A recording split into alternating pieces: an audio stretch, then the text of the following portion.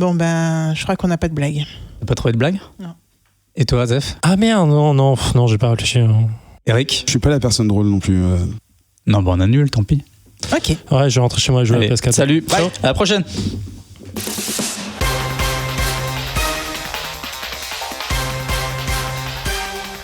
Bouya. Ah, attends, il y a une qui suit. Attends. Non, personne d'autre. Personne ne veut bouillailler. C'est pas grave. on enregistre quand même. Attends, je reviens. La blague la plus longue du monde. Bonjour et soyez les bienvenus dans ce 104e. c'est faux. Vous avez déjà fait plus long. Et je crois que c'était à Halloween il y a pas si longtemps. C'est Joe qui racontait une blague, une histoire C'est exactement qui ça. était super Avec connue, Daniel. Oh mon mais qui Dieu. était bien faite parce que Joe raconte bien quand même. C'est un bon narrateur. Je crois que t'allais dire c'est faux, c'était pas le 104e. Épisode de Comics Outcast. Toutes les 2 semaines, on se retrouve pour une grosse heure de discussion autour des comics et des artistes qui les font vivre, mais aussi des films et des séries qui en sont adaptés. Le tout dans une ambiance décontractée et musicale, comme vous pouvez l'entendre. On va dire bonjour à notre réalisateur Adrien, il va bien avec ses boutons. Et salut les 3 chroniqueurs de ce soir. Alex, Salut. Comment ça va ? Tu commences par moi parce que c'est ma rentrée. C'est pour ça. est-ce que tu veux vraiment savoir pourquoi je commence par toi ? Parce que ordre alphabétique. Absolument pas, parce que j'ai vu qu'il y avait Grégo, mais il est pas là. Du coup, j'ai mis après. Alex. T'as l'air bien préparé en non, tout bah, cas. grave. Non, mais tout va bien sinon. Qu'est-ce que tu lis en ce moment ? Est-ce que tu as des lectures ? Je lis pas mal de trucs en ce moment. Je suis toujours sur le tort de Aaron parce que j'ai eu beaucoup de mal Mais à lequel ? dépasser.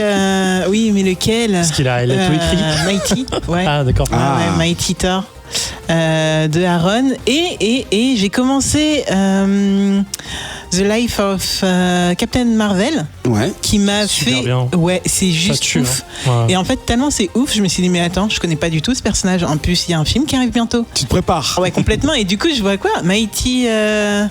Mighty Captain Marvel. Je fais OK, on y va. Et du coup, je suis sur ces deux-là. Et comme livré la dernière fois, je suis aussi sur Unnatural. Ça défonce ça aussi ou pas ? Ça défonce par moment. Le 4 commence à être Ouais, bien. parce que le 3, il était. Ouais, le 3, il d'accord. commence, il est un peu relou, et la fin te fait what ? Et après, le 4, tu continues comme ça, t'es comme ça. Exactement, C'est trop je suis bien. d'accord avec toi, Zef. Assez souvent d'ailleurs. On a Sam également avec nous. Salut Eric. Comment tu vas bien ? Ça va bien. La pire transition du monde, elle dit c'est toi Zev et on passe à Sam.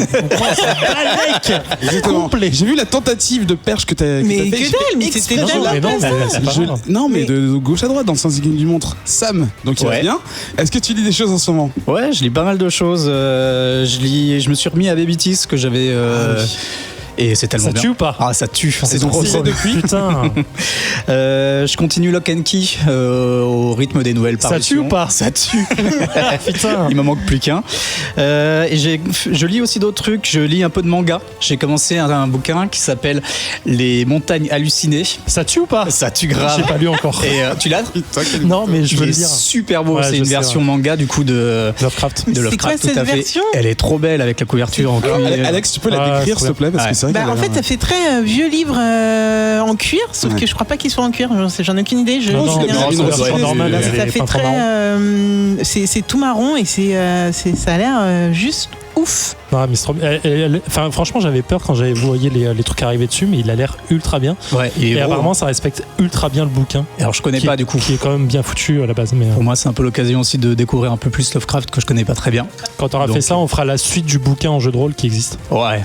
Ah, comment Un ça marche programme qui a l'air passionnant. Je crois que Ouais. Zef veut prendre la parole. On va dire D'accord. bonjour à Zef. Ah, ça y est, je peux parler ? Ouais, on va dire. Putain, salut, Ça va ? ça va et toi ? Ah putain, tu lis des choses en ce moment ?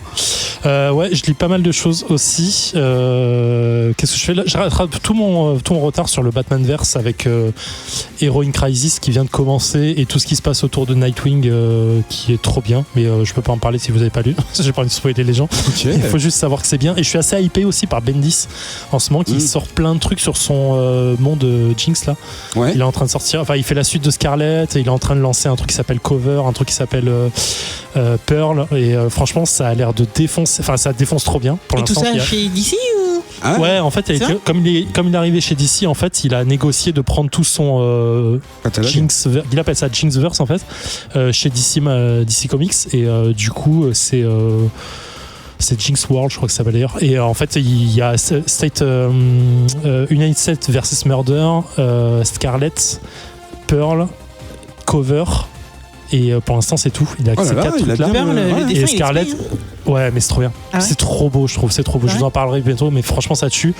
Et tout ce qui touche là en ce moment, enfin tout ce qui vient de son monde, je trouve que ça défonce le cover. L'histoire, elle est improbable, elle est vraiment trop bien.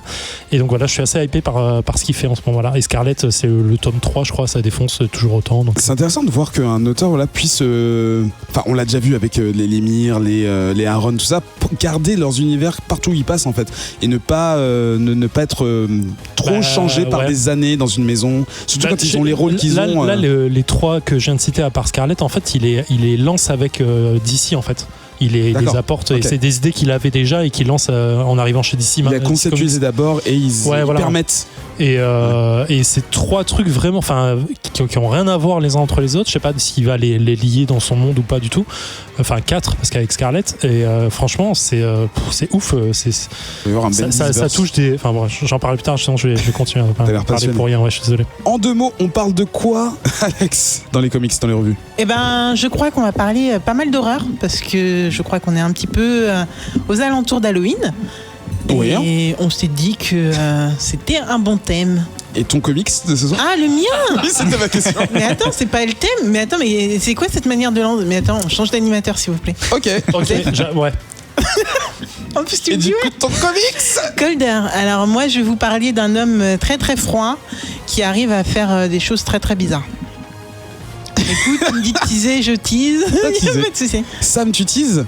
Moi, je vais vous parler un petit peu comme la dernière fois. C'est une grosse perche pour dire non, je ne tease pas parce qu'on fait confiance à Sam. Ah bah, tant pis. Je tease. Je parle de 4 personnages, 4 ados qui sont en dernière année d'école. Et des petites histoires qui vont leur arriver. Et c'est Z2E, il va kiffer ce montage. Ça va être trop bien. Go to school and something happens. Stay on the edge of your seat for nothing, maybe. Z, tu nous parles de quoi? Putain, on galérait à trouver une blague d'intro, tu sais. Moi, je vais parler de l'histoire merveilleuse d'un homme qui a vécu 10 vies, voire 20 ou même 30 vies en une seule. Un triple chat donc. Je vais y aller. Donc ça c'est le programme, donc les comics dont on va parler tout à l'heure. Ils vont également nous présenter l'auteur, l'artiste Ben Temple Smith, qui est responsable de pas mal de titres dont on a parlé pendant toute la diffusion de Comics Outcast. Et du coup on va pouvoir rentrer en profondeur dans toutes les œuvres qu'il a pu composer dans les comics. Et il y en a pas mal. D'ailleurs Sam vient de sortir de son sac sa bibliothèque Temple Smith. Et Zéphiriel vient de décéder. Non mais Hellspawn, je l'avais jamais vu et tellement bien. C'est vrai. C'est avec ça que je l'ai découvert moi. Putain. C'est volumineux. Et en dernière partie, on parlera de Venom. C'était pas du tout un jeu de mots, j'ai pas fait exprès. Ce qui va, au bout d'un quart d'heure d'émission, pouvoir me permettre de faire mon édito que j'ai préparé il y a très longtemps. Est-ce que vous savez ce que ça veut dire ADHP ? C'est un sigle qui veut dire pas mal de choses. En France, c'est l'Association départementale des personnes handicapées physiques et polyhandicapées. Au Portugal, c'est l'Associación de Directores de Hotéis de Portugal. C'est intéressant de le savoir. Mais en France, c'est aussi les Alpes de Haute-Provence. Ouais. Ah, il y en a qui ont révisé avant de venir. Ah, merci, Père de Dieu. On oublie souvent ce département, certainement parce qu'il n'y a pas grand-chose à faire là-bas. Non, je rigole, c'est pas vrai. En vrai, je suis vraiment allé là-bas en vacances. Il y a les gorges du Verdon, on peut faire du pédalo dedans et tout. C'est de là d'où je viens par ailleurs. Mais c'est vrai ? Ouais. T'es du 04 ? Non, pas 04, je viens du Diable de Provence, je suis de 83 à la base. Oh oui, c'est vrai que ça fait la frontière avec les deux départements, c'est génial. Oui, non, c'est pas du tout intéressant. Mais on va en profiter pour dire bonjour à nos amis de Bro, de Castellet-les-Sauces, d'Allemagne en Provence, de Belle Affaire, de la Colle Saint-Michel, de Ongles, de Sainte-Croix-du-Verdon et de Point Sublime sur Rougon. Voilà, eux là-bas ils ont des réseaux sociaux qui leur permettent de communiquer avec nous sur Twitter @comicsoutcast, et ils sont également dans le groupe Facebook le Bouya Comic Club où avec toute l'équipe on discute de tout ce qu'on a regardé, lu et vu. Mais ça va avec regarder, donc c'est un peu un doublon. Vous avez également la possibilité de nous mettre 5 étoiles sur iTunes. Adrien est parti. Je suis en roue libre. Et de vous propager la bonne parole quant à l'efficacité de cette émission et de son animateur qui est en train de se décomposer depuis 20 minutes. Comics Outcast numéro 104, mais ça m'a un truc à dire. Ouais, t'as pas dit que maintenant on était disponible aussi sur Spotify. Spotify, je ne l'ai pas dit, c'est vrai, Spotify. Donc vous allez sur Spotify et vous tapez Comics Outcast ou Vaisseau Hypersensas et vous trouverez les podcasts du label. Et le nôtre, en l'occurrence. Mais on peut pas mettre d'étoiles, mais vous pouvez partager à vos amis et à votre grand-mère. Voilà, Comics Outcast numéro 104, c'est parti.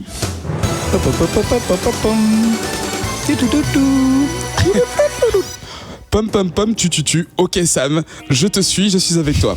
On va commencer les revues avec Zev qui vient de sortir ses comics, non c'est faux. Qui va nous parler de quoi? Je l'ai dit tout à l'heure, Deathbed. Ah, je fais juste le flow de l'émission. Ah, pardon. Deathbed, c'est chez Vertigo. Ouais. C'est sorti au début de l'année 2018. Tu sais qui sont les auteurs Absolument, c'est Joshua Williamson qu'on connaît bien. Qu'on connaît très bien, puisqu'on la trouve, c'est un vrai tueur. Il fait en l'occurrence une des séries que je kiffe le plus, qui s'appelle Birthright. Chez Image Comics, on la retrouve. Il fait aussi le run de Flash, si je dis pas de bêtises en ce moment, sur Rebirth. On l'a vu aussi pour Nailbiter, pour plein d'autres choses dont je vais pas toute la liste, ça serait un peu chier. Il est vraiment présent. Au dessin, on retrouve Riley Rossmo. Ouh. Voilà, qui a fait entre autres le Batman qui rit. Pas la vache. Je sais pas pourquoi j'ai fait ça. Alors franchement, cette blague, elle vaut tout mon quart d'heure. Je m'en veux. Donc voilà, le Batman Uloth. Et il est là. Ils sont donc le couple est là donc pour faire Deathbed. Et qu'est-ce que Deathbed? En fait, je sais pas. Le jour où j'ai ouvert ce comic, je savais pas vraiment dans quoi je plongeais. C'était un peu bizarre, mais j'ai bien accroché. En fait, on va retrouver le comic s'ouvre sur une double page d'un homme qui est dans un marais avec une cabane sur pilotis. Et autour du marais, il y a plein de créatures un peu bizarres. On a l'impression de voir des dragons, des morts-vivants, des trucs comme ça qui sortent un peu tout. Ça fait un peu bizarre. Avec un dessin ultra travaillé. Je reviendrai plus tard dessus, mais c'est une vraie tuerie. Et un homme donc sort un bébé qui vient de naître en disant tu auras la plus grande vie du monde entier, ou je sais plus, un truc du genre tu seras le meilleur homme sur Terre, ou tu ne seras pas. Formule longuement utilisée à travers l'histoire, qui dit grosso modo tu es le meilleur être sur Terre. Juste, en tournant la page, on tombe sur une double page assez bizarre, faudra le dire quand même, hein. Une nana donc qui se retrouve être sur les chiottes en train de pisser, fumer et être au téléphone en même temps. L'image est assez troublante et c'est le quotidien de beaucoup de femmes d'être mis en scène comme ça. Je sais pas. Non, j'espère pas en fait. Je leur souhaite pas d'être mis en scène comme ça. Bref, et en fait, elle est au téléphone avec son éditeur. C'est une auteure ou autrice. Je sais plus comment on dit si on met. Je crois que les deux sont acceptés. Ouais, les deux sont acceptés, je crois. Bref, et elle est en retard sur ce qu'elle devrait livrer son nouveau roman et pour ça, son éditeur lui dit écoute, voilà, je te propose alors, je connais pas trop le terme français, c'est ghostwriter, je sais pas comment. Non, il a été interdit là récemment. Ouais. Je retire ce que je viens de dire. Et c'est quoi le mot? Je sais pas comment on dit en français, mais bon, il doit avoir un terme. D'écrire la biographie de quelqu'un, d'être voilà, effectivement tu googles et tu sauras. Son ghostwriter, comme on le dit dans la langue de Shakespeare. Putain, je le dis trop bien. Wow. Et sur un mec qu'elle ne connaît absolument pas, qui s'appelle Luna Valentine, si je pas de con. Antonio Luna. Antonio Luna. Elle qui s'appelle Valentine. Elle s'appelle Valentine, effectivement. Et elle dit mais putain, ce mec je le connais pas, qui c'est, il veut payer pour sa biographie, moi je le connais pas. Elle fait mais putain, personne le connaît, on s'en fout, t'as besoin de thunes, t'as besoin de sortir ton bouquin et moi je te fais pas confiance pour autre chose, donc fais-le. Donc elle accepte le truc et elle se rend dans elle prend son avion, elle arrive en taxi devant un manoir gigantesque, très typique de Wayne, enfin des Wayne. Il pleut à torrent, bref, c'est vraiment dégueulasse. Elle rentre, il y a deux majordomes qui l'attendent. Elle rentre dans une pièce qui est ultra décorée avec des trophées, des trucs dans tous les sens. Elle se présente, les majordomes l'amènent en disant bah voilà, vous surtout faites attention autour de vous, c'est très précieux tout ce qu'il y a là. Avant il y avait rien, c'est le maître qui a tout construit de ses propres mains, brique par brique, truc impossible. Elle passe devant des grands tableaux qui représentent un mec en train de combattre un dragon qui je sais pas, on dirait qu'il est dans le nord. Il y a devant un mec qui a fait le Vietnam, devant un mec qui semble être quasi comment il s'appelle, le fantôme du Bengale, ou un truc du genre, ou pas loin en tout cas. Et elle arrive dans une chambre, donc un vieux monsieur est allongé sur un lit, on voit plein d'instruments autour de lui qui montrent qu'il est en train de crever. Plein de mecs autour de lui qui sont à ses petits soins. Oui monsieur, vous avez besoin de quelque chose. Il est fou dehors parce qu'évidemment ils en veulent qu'à son argent. Et là il se présente à elle et il lui dit voilà, je veux que vous écriviez ma biographie parce que je suis l'homme le plus extraordinaire de cette planète. J'ai vécu toutes les vies possibles. Avec moi, vous allez voir que votre vie, toutes les vies que vous avez pu connaître sont insignifiantes. Et le mec il explique qu'il est en train de crever. Et au fur et à mesure, il y a une scène assez marrante, enfin une page assez amusante. Donc il pleut dehors, la chambre est plongée dans le noir, on voit juste à travers la fenêtre les éclairs qui éclairent d'un seul coup la chambre, et on voit des personnages apparaître au fur et à mesure autour du lit. Ça s'éteint encore une fois, bam, encore un éclair qui illumine la chambre, et plein de personnages encore avec des épées, des yeux rouges qui se rapprochent de plus en plus du lit. Et d'un seul coup en fait, le mec tire son drap. Il est complètement à poil en dessous, ce qui est complètement fou.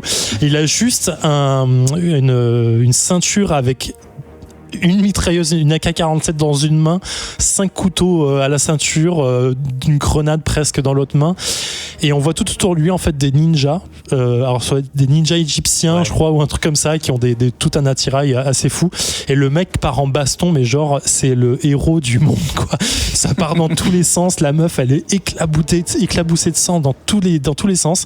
Le gars s'arrête, c'est vraiment une boucherie dans sa chambre, mais genre vous avez jamais vu ça. Et le mec il dit voilà, en fait je suis désolé, j'ai fait semblant d'être mort parce que je voulais que les mecs que tous ces ninjas puissent m'approcher pour pouvoir les tuer.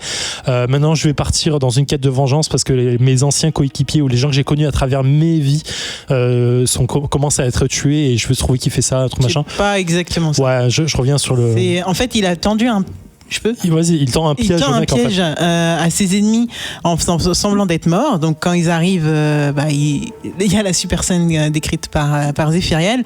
Et en fait, à la fin, quand il va dégommer le dernier, il lui dit mais en fait, nous on ne voulait pas, on voulait pas te tuer, on voulait juste te prévenir que tout ce que tu connais, tout ce que tu aimes, tout ce que tu as connu vont mourir. Et en fait voilà, le road trip commence à partir de là. C'est une mini-série sur 6 issues, et en fait il y a un road trip qui va commencer à partir de là, où le mec va visiter en fait ses anciennes vies à travers d'autres personnages qui sont morts ou vivants, ça dépend, et avec elle qui va l'accompagner en fait. Et ce mec est le héros, enfin c'est l'incarnation pure et dure du héros, dans le sens égocentrique, vaniteux, orgueilleux, tout ce qu'on veut. En fait, il a tous les défauts possibles, mais en même temps, il est ultra badass de ouf. Le mec, il flingue tout ce qu'il veut. Enfin, il a aucun problème en fait dans sa vie pour en termes de baston ou d'autres. C'est juste qu'il est ultra con. Faut le dire comme ça. Et donc du coup, voilà, elle va suivre son histoire à travers ça. Je vais pas en raconter plus parce que le reste, c'est vraiment chaque issue va raconter une partie de son histoire au fur et à mesure. Mais sachez que ça part vraiment très loin comme truc. C'est vrai, enfin je sais même pas, on va découvrir des sectes, on va découvrir des trucs vraiment vraiment perchés. Ça part je loin. pense que l'auteur en fait il s'est fait plaisir de ouf sur cette série. Du coup c'est fun, le rythme est vraiment vraiment vraiment assez fou dans toutes les issues. Il se passe plein de trucs, il y a plein de détails, les dialogues sont forcément amusants parce que le mec est haut en couleur, il faut le dire. Les dessins suivent très largement parce que c'est une vraie tuerie aussi. Voilà, je sais pas ce que vous en avez pensé, Sam. Moi j'ai adoré. Voilà. Ouais, en fait c'est une aventure. Pour ceux qui l'auraient lu, ça m'a fait pas mal penser quelque part au Mickey Crazy Adventures de Trondheim et Keramidas, dans le sens où il y a un rythme fou. En fait, il passe d'une aventure à une aventure, d'un monde, d'un univers. Il fait le tour du monde et même au-delà en peu de temps. Et dès que quelque chose se termine, en fait, il enchaîne. C'est à 100 à l'heure tout le temps. C'est vraiment très agréable. Le dessin est fou, j'adore ce côté très cartoon, très coloré, et ça marche super bien avec l'énergie des personnages, avec l'énergie des planches, et c'est très très drôle. J'ai pas encore eu le temps de tout lire, mais j'ai vraiment hâte. Et Ouais, je crois que la série est pas finie. Je crois qu'on en a 5 sur 6 là, si je dis pas de conneries. Aussi, ouais. Ah ouais, Et attends. la 6e devrait sortir dans Pas pas sûr que longtemps. la dernière soit- Si, la dernière est sortie Ah ouais en juillet. Ah bah voilà, tu vois, je l'ai loupé pour le coup. Et Mais le voilà. TPB sort à la fin du mois, là, le 31 octobre. Putain, trop cool. Pile poil pour Halloween. Toi, Alex, ton ressenti, est-ce que du coup tout ce gore t'a dérangé ou pas? Alors non, enfin en tout cas pas, non, le gore, j'ai pas eu peur en tout cas. C'est le dessin ne te fait pas forcément flipper par rapport à tout ce gore et t'as pas un ressenti d'écœurement ou autre. En tout cas moi je ne l'ai pas eu et c'est vrai que cette série elle m'intéressait depuis un petit moment parce qu'elle a été annoncée je crois il y a un an et demi. Il y avait des dessins un peu partout, ce dessin de deux personnages qui essayent de s'échapper d'un monde à un autre ou je ne sais plus exactement mais c'était plutôt intéressant et enthousiasmant. Et alors ce qui s'est passé moi par rapport à cette série c'est que j'ai beaucoup rigolé pendant une issue et demie. C'est-à-dire que j'étais super enthousiaste et en fait j'ai eu ce que je voulais pendant tout le premier épisode, la première issue. J'étais à fond. La femme qui apparaît sur ses chiottes, moi j'étais fan direct. J'étais vraiment fan. Le gars qui dégomme tout, cette scène d'introduction du gars qui enlève son drap là et qui est complètement à poil, tu te demandes mais pourquoi? En fait, il n'y a rien qui justifie. Surtout sa ceinture la de cow-boy, quoi, ça défonce, tu sais. Et ça Il n'y a rien qui tellement au justifie personnage. du tout. Ouais. Mais c'est fou. Et ce qui s'est passé, c'est qu'en fait, à un moment, il se passe un truc dans l'issue 2 Ouais. où il débarque à un endroit et il y a des propos tenus par. Alors, j'ai même oublié Antonio, Luna, par Ouais, Luna, par Luna, ouais. qui m'ont d'un coup, tu vois, j'ai vraiment senti le moment où j'ai arrêté de sourire et où j'ai subi la série. Ouais. En fait, j'ai vraiment senti. Et en fait, après, tu t'enfonces de plus en plus. Ou fin deuxième issue, troisième issue, tu te rends compte que l'ego du mec, en fait, est allé tellement loin que c'est plus drôle. C'est pas l'ego à la Deadpool Ah non, où mais le clairement gars, pas. ça a aucun impact sur la vie des gens. Ouais. Là, le gars, il se permet de faire des trucs qui font que ce n'est plus drôle. Moi, je l'ai ressenti comme ça. Du coup, ça m'a complètement tué tout mon fun par rapport à cette série où je me suis dit, surtout qu'en fait. Alors ça tu l'as pas raconté, je pense pas spoiler en disant Vas-y. que le but de ce gars c'est s'il a fait appel à Val, c'est pour avoir quelqu'un qui écrit par rapport à son histoire. Et Oui. du coup au début moi j'ai eu pas mal de questions sur en effet ce qu'il faut vraiment, enfin pour moi c'était un peu les problématiques de est-ce que tu as besoin vraiment de laisser une trace quelque part de tes aventures, est-ce que c'est si important que ça, Val, et après surtout quand on lui dit qu'on va tuer tous ceux qui l'ont connu et qui peuvent témoigner de sa vie, parce qu'en fait lui là ce qu'il recherche c'est vraiment des gens qui peuvent témoigner, donc c'est pas forcément sa famille, ses amis, même ses ennemis en fait, il a besoin qu'ils soient en vie pour témoigner à quel point le gars il est grandiose, tu vois, c'est un peu l'optique. Et du coup le gars il est tellement dans un ego trip surdimensionné où il veut que tout soit relayé. C'est vrai qu'il y avait cette moi j'ai fait ce parallèle en tout cas entre tout le monde qui expose un peu sa vie sur les réseaux sociaux parce que tu as besoin de preuves que tu existes et que tu fais des trucs qui sont ouf et Une que validation du coup, voilà. avec des likes. Exactement. Sauf que là où ça aurait pu être marrant, Et là, sur iTunes. avec lui, ça donne une dimension où, en fait, il met tout le monde en danger. Et clairement, il en a rien à foutre. Ah, En mais fait, oui, il en a vraiment, vraiment rien à péter. Et le seul truc qui l'ennuie, c'est qu'il y a de moins en moins de personnes qui peuvent témoigner de sa grandeur, en fait. Alors, en fait, je dirais que c'est quand même. Enfin, je suis complètement d'accord avec toi parce qu'on part sur un mec qui a quand même fait des statues de lui-même sur une île perdue, je sais pas où là. Mais dans l'idée. Je trouve que la première issue, elle te présente tellement bien le personnage que tu peux pas être surpris de la suite. Ouais, en fait, t'es au courant. En fait, c'est clairement le truc, il est présenté direct. En fait, le gars, on te répète au moins 12 fois avant de le voir se combattre dans son lit à poil là, que le mec c'est le plus grand, c'est le meilleur. Il a construit un manoir avec ses mains. Il a ramené tous les trophées de sa vie partout dans son salon. Ouais. Là, tu vois, en fait, c'est tellement poussé déjà dans les quelques pages que c'est. Et justement, ça t'est raconté par qui? Ça t'est raconté par lui et Ouais. son staff. Oui, mais Au départ. c'est ça. En Sauf fait, que après, quand tu le vois rencontrer d'autres personnes, mis à part la secte, moi surtout les Shoot 2. oui, il ouais. rencontre- En fait, et en fait, tu te on rends compte parle qu'en du fait que dans Ishidou, il va à un enterrement. Ouais, Ouais. bon, Et voilà, il rencontre. on- Non, mais ça fait Non, partie mais des je trois. voulais pas le spoiler, mais. Et en ouais. fait, il va à un enterrement et effectivement, tient de la femme qu'il a connue, qu'il a aimée, de ses ex. et qui a été, je crois, une sainte. Mais genre, ils qui se a sont ouvert connus pendant 2 semaines, quoi. Ouais. Et en fait, la nana, elle a ouvert des hôpitaux pour enfants malades, je sais plus, en Inde ou un truc comme ça. Elle a fait des trucs de ouf. Et en fait, il vient juste, il pourrit pas sa mémoire, mais grosso modo, il se met tellement en avant sur. Les loges funéraires, je sais pas comment on appelle. Une noce funéraire, ouais. Et il se met tellement en avant sur le truc qu'en fait, le mec, il se fait virer juste parce qu'il dit, ouais, grosso modo, je l'ai baisé et c'était trop bien. Je suis le meilleur amant qu'elle ait eu. Et c'est cette personne qui était votre mère, voilà, c'était la personne qui a fait ça avec moi. C'est pas tout ce qu'elle a fait après, tu vois, il n'y a pas 30 ans de vie après. Et moi, j'étais là et c'était moi le truc de sa la vie. marque. C'est ouf, ouais, c'est ça en fait. Et en fait, je sais pas, c'est ce moment en tout cas où moi, j'ai vraiment bugué. Et en fait, ce qui arrive après, ça me fait encore plus bugger. Et la fin de l'issue 3, c'est il part en quête d'un truc. Et j'étais là, mais en fait, ta vie, j'en peux plus. J'en ai rien à foutre de ta vie. Et puis là où je m'attendais à avoir un perso qui coule de la fille, en fait, c'est juste un faire-valoir. Elle est là pour écrire son petit bouquin. Et il l'écoute vite fait. Et encore, franchement, elle sert pas à grand-chose. Enfin, la nana, elle sert en fait de narration. C'est elle qui fait la narration tout au long du truc. Donc en fait, c'est elle qui.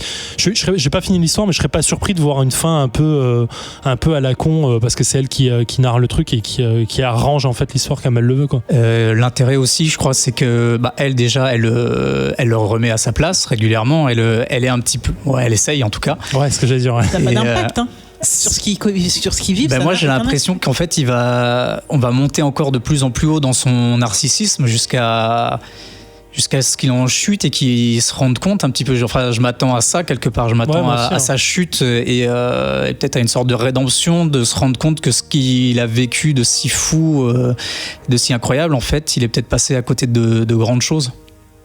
Je sais pas. Ou alors je m'attends à ce qu'il soit juste oublié en fait. Philosophique, vous avez compris. Et le nom qu'on cherchait tout à l'heure, c'était Près de Plume. Désolé si je offensais des gens. En plus, il y a plein de termes qu'ils ont créés justement pour éviter d'avoir à dire ce mot. Désolé, voilà, moi et tous mes ancêtres. Du coup, deuxième comics de cette soirée, c'est Colder, que tu nous l'as dit.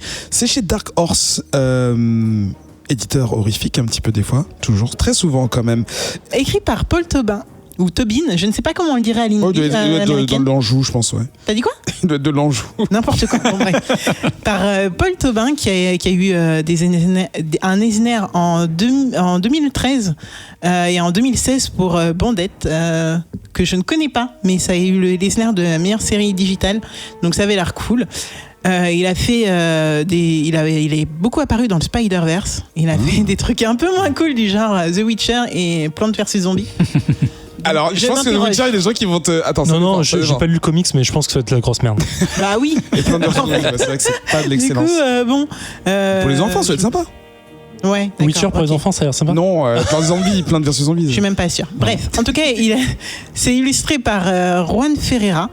Et le duo a donc travaillé sur Colder et j'ai un peu dérogé à la règle de Comics Outcast qui est qu'on prend des trucs plutôt récents clairement parce que c'est une série de 2012. Oh, wow. Sachant qu'en fait c'est une série qui a eu donc le premier tome, on va dire, en 2012 et ensuite il y a 2 autres tomes qui arrivent, dont un qui s'appelle Colder Bad Seed en 2000. T'allais dire un truc. 2014 et To the Bone en 2000. Ouais. Alors Zéphiriel, bon, on verra Zéphiriel. En 2015. D'accord. Ouais, non, mais du coup, c'est ce que j'ai demandé. C'est ça que j'ai lu en fait moi. Ah, t'as lu quoi? Tu nous as fait une Xbox. Ah mince. Mais je suis tombé sur ça. Mais c'est moi qui me suis gouré. Je pense. Je vais t'expliquer l'histoire. Vas-y. Je vais t'expliquer ce que t'as loupé. Mais je crois que t'avais lu l'omnibus. On s'en fout. Mais c'est ça, l'omnibus que j'ai chopé, c'est To the Bone en fait. Oui, mais il y a tout, je crois, dedans. Bon, ça commence par To the Bone en tout cas. Ok. On va commencer par l'histoire principale. Exactement. L'histoire principale qui commence en 1941 avec deux. Ça va être chiant. Avec 2 gardes de sécurité qui sont en train de faire une ronde autour d'un bâtiment. Et ils ont l'air de pas mal se faire chier et ils se demandent justement pourquoi on a doublé les effectifs pour cette soirée particulière. Et au moment où ils se posent cette question, bim, ils sont soufflés par une explosion qui vient de l'intérieur du bâtiment. À travers une fenêtre, on voit à l'intérieur du bâtiment une femme complètement hilare, qui est au milieu des flammes. Devant elle se défenestre un homme, ce qui décuple encore plus son hilarité. Donc là, tu te dis ambiance bien chelou, où est-ce que je On dirait suis? chez moi, c'est cool, vas-y, continue. On rentre dans le bâtiment et là, on se rend compte qu'on est en fait dans un asile, dans un chaos total. Attends, je suis déçu, je trouve que c'est un truc normal. Mais Non, on est ne dans te un laisse pas asile interrompre. avec pas mal de personnes qui sont. Le personnel est en train de se demander si concrètement ils doivent attacher, contenir les patients.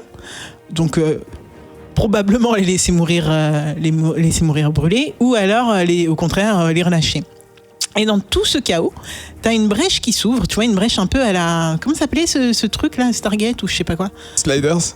Hein? Non, je sais pas. Non, bon, Une bref, sorte de il y a portail, une faille qui s'ouvre et un homme très très bizarre qui apparaît. Et cet homme, il va s'intéresser très très particulièrement à un des patients qui reste impassible dans tout ce chaos. Et on ne sait pas pourquoi il s'intéresse à lui, mais en tout cas, il va lui chuchoter à l'oreille que, en anglais, you will grow colder. Tu vas devenir de plus en plus froid, ou en tout cas, tu vas te refroidir encore plus, quelque chose comme ça. Donc, on est en 1941, et là, gros saut dans le temps, on est de nos jours, donc plus de 70 ans plus tard. On dirait Captain America. Je continue. Non, rien à voir. Oui, c'est vrai, il n'y a pas les absolument flammes et aucun la- tout. rapport. Et on suit cet homme qui est passé par la faille initialement en 1941. On le suit et on va apprendre plusieurs choses complémentaires sur lui. Donc déjà, il semble être vu que par certaines personnes, pas par tout le monde. On ne sait pas exactement pourquoi. Et truc très très étrange, il se nourrit de la raison des gens. Mais alors, la raison des gens, il la préfère saupoudrer de folie, tu vois. Donc, plus les gens sont fous, plus il va être C'est énorme. satisfait. Ok. Ouais, et donc, on va le suivre dans son premier repas, en tout cas pour le lecteur, qui va être plutôt particulier. Et pendant que lui se nourrit, à quelques pas de là, on va avoir une femme qui s'appelle Rhys, qui va se faire agresser. On va rentrer chez elle avec la police, avec une policière, donc la police. Ouais. Et qui est-ce qu'on retrouve sur son canapé? La personne qui était initialement dans l'asile en 1941. Alors, le truc D'accord. particulier, c'est que ni cette personne mystérieuse qui est passée par la faille, ni ce gars assez amorphe qui était dans l'asile n'ont vieilli. Tu vois, 1941, on va dire 2014. Ouais. C'est un petit peu bizarre. Captain America, ouais. Ah, purée. Non, personne n'a été cryogénisé. Comment on dit? Cryogénisé? C'est ça. Exactement. Non, personne. Et donc, cette personne. Alors, le gars à la faille, il s'appelle Numblejack. Et le gars, l'ancien patient, lui, il s'appelle Duncan. D'accord. Et la policière, qui est plutôt curieuse, va poser toutes les questions que le lecteur peut se poser très probablement. Donc déjà, pourquoi il y a un gars assez amorphe dans le canapé et dans le salon de cette dame qui s'est fait agresser précédemment et qui s'appelle Rhys? Ouais. Tu suis? Oui, je suis. Je crois être le seul. Non, les autres ils l'ont lu, donc ça va. Et en fait, on découvre que on apprend un peu plus sur l'histoire de Duncan. Duncan, c'est quelqu'un qui est allé d'asile en asile. Personne connaît exactement son histoire. Et cette personne ne bouge quasiment pas. En fait, il fait ses besoins, tu vois, il se lave, enfin, je pense qu'il se lave, il se nourrit. Mais il parle très très peu. Mais en fait, il fait rien d'autre. D'accord. Mais il est en vie. Exactement. Et donc, quand l'hôpital dans lequel il était a fermé, Rhys l'a récupéré. C'était son aide-soignante et elle l'a récupéré. Ah. Elle est devenue sa gérante. Ouais, sa gérante légale. Donc voilà. Et pendant qu'elle explique tout ça à la police, à la policière, t'as Numblejack qui retrouve enfin Duncan. Et qui lui explique, qui essaye de le ranimer, tu vois, il essaye de lui faire avoir des réactions. Il n'arrive pas vraiment à en avoir et il lui dit en gros que il aimerait beaucoup le manger sa raison, mais que là, dans cet état végétatif, il l'intéresse pas vraiment. Donc de lui faire signe quand il se réveille. Ok. Et au moment où Rhys raccompagne la policière à la porte, au moment où elle se retourne, Duncan bouge pour la première fois. Il est debout et il lui dit « Il faut qu'on parle ». C'est comme ça que se termine le premier issue. Ok. Donc très très bizarre. Ouais. Très très bizarre. Et dans les issues suivantes, en fait, t'as Duncan qui explique à Rhys un petit peu plus son histoire. Donc il a subi des expériences un peu bizarres quand il était dans l'asile, qui ont fait que maintenant, tout le temps, sa température corporelle descend de plus en plus. Et surtout, truc vraiment très très bizarre, il arrive à rentrer dans un autre monde en passant par la folie des gens. Ok. Non, t'as pas l'air de sûr. Si. Ça a Très l'air ça a l'air chargé. Ça a l'air très chargé. C'est pas si chargé que ça en fait. Ok. Et du coup, là, en fait, avec Rhys, on va découvrir un petit peu l'envers du décor de la folie et on va rentrer dans des mondes parallèles avec Dunklin et toujours poursuivi par Numblejack. Ok. Donc Numblejack, il te fait voir des trucs assez bizarres, genre par exemple, comme il se nourrit de ta folie, en fait, il va essayer de te rendre de plus en plus fou pour pouvoir se nourrir. Ouais. Et donc, par exemple, une personne agoraphobe, il va l'emmener dans une pièce, dans une sorte d'amphithéâtre, où tout le monde a des têtes remplacées par un gros œil, un petit peu à la Monster & Company, je sais pas, si vous voyez, qui sont tous tournés vers la personne, tu vois. Donc déjà, je pense que c'est perturbant pour n'importe qui. Au max. Ouais, mais quand t'es agoraphobe, je pense que c'est le truc voilà. Et après, il va se nourrir de ça et comme tu perds la raison, et tu vas te suicider. Souvent, en tout cas, ça se finit très très souvent par un suicide. Donc t'as ce Numblejack qui veut vraiment se nourrir de Dunklin et donc qui va le poursuivre le plus possible jusqu'à ce qu'il ait atteint le degré de maturité qui l'intéresse pour le manger. Et comme Dunklin a emmené dans son monde Rhys, les deux vont essayer d'échapper de trouver une alternative en tout cas à ce souci. Et puis surtout, le lecteur se demande qui est Numblejack ? Pourquoi il arrive à faire ça ? Qui est Dunklin ? Pourquoi il arrive à faire ça aussi ? Et pourquoi surtout il vieillit pas, il a pas l'air de vieillir. Bon, ça, je dis pas que toutes les questions auront une réponse, parce que là, le premier tome fait 5 issues, les suivants feront chacun 5 issues aussi. Toutes les réponses sont pas forcément données. Non, Zéphiriel me dit non. Toutes les réponses sont pas forcément données, mais en tout cas, moi, au 3e issue du premier tome, j'étais à fond. Je ne sais pas ce qu'en pensent les autres. Sam ? En fait, ce qu'il faut comprendre, je crois, c'est que dans cette BD, enfin dans ce comics, la folie est un monde en soi. C'est une sorte de vision parallèle de notre monde et graphiquement, elle est magnifique. Tout est tordu, tous les immeubles, c'est d'une beauté incroyable. Et du coup, en fait, Numblejack vient de cet univers. Et il essaye d'aspirer l'âme des gens en les rendant fous, parce que c'est là qu'il préfère ça. Mais Dunklin, lui, il a le pouvoir de sauver les gens de leur folie. En rentrant dans leur univers, il les aide à passer une espèce d'étape qui les sauve et qui les fait sortir de la folie. Et Dunklin est aussi a une âme qui plaît vraiment énormément à Numblejack. Il est en train de le préparer comme on prépare une sauce, quoi. Et il joue de Rhys qui est au milieu de tout ça pour travailler le tout. Et c'est un univers à 3, vraiment. Il joue à 3. C'est vraiment un jeu. C'est super bien raconté. Les personnages sont très intéressants et l'univers est vraiment fou, quoi. T'es plongé là-dedans et t'as pas envie de décrocher. Je suis allé jusqu'au bout des 5, du coup. T'as bien joué le jeu. De quoi ? T'as bien joué le jeu. Ouais. T'es allé au bout des 5, toi, ou pas ? Ouais, j'ai fait les 3 tomes. Ah, t'as fait les 3 tomes, ok. Et toi, Zef, du coup, en ayant commencé, du coup, un peu décalé ? En fait, tu viens de m'expliquer des trucs que je comprenais pas du tout. Parce que quand je commençais, j'ai dit, mais qu'est-ce que c'est que ce truc ? En fait, moi, j'ai commencé donc avec Toss the Bone, où on voit... C'est le dernier, c'est chaud, parce que t'es... Ouais, en fait, je comprenais que dalle. Je me disais, mais qu'est-ce que je comprends pas là-dedans ? Et en fait, on commence donc avec Numblejack qui commence à rendre fou un mec dans un parc. Et ensuite, on voit ce couple, donc Dunklin et Rhys, qui continuent leur vie bizarrement. Je veux dire, ouais, j'ai perdu mes doigts dans le monde des ténèbres et tout. Ouais, mais... Ouais. Pardon, du coup, j'ai spoilé des trucs. C'est compliqué. Et donc voilà, et en fait, je comprenais pas, et je comprenais que ce qui se passait. Je me disais, putain, je suis sûr que je suis pas en train de lire le bon truc. Mais c'était prenant quand même, donc j'ai continué, j'avoue.